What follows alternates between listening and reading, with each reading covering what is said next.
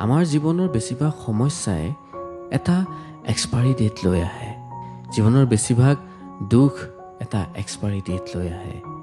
এটা পইণ্টৰ পিছত শূন্যতা আৰু তাৰ ঠিক পিছতেই জীৱন। সুখবোৰো একেই দিয়কচোন।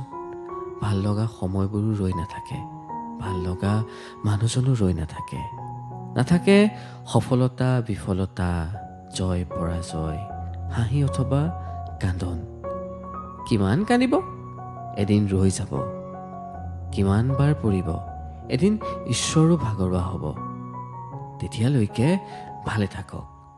বেছি একো নহ'লেও জীয়াই ৰাখক নিজক, অকণমান মৰমত ৰাখক। আনে নাৰাখে নিজেই নিজৰ খবৰ ৰাখক।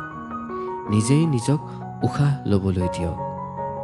ভাগৰুৱা আপোনাক কোনেও আহি মৰমৰ হাত এখন আগুৱাই নিদিয়ে। নিজেই নিজৰ সাহস হওক। এক্সপায়াৰী ডেট নিশ্চয় আহিব সমস্যাবোৰৰ, নিৰাশ উজাগৰি ভাগৰুৱা নিশাবোৰৰ আৰু ৰৈ যোৱাৰ সময়বোৰৰ। নিজেই ভালে ৰাখক নিজক অন্তত তেতিয়ালৈ।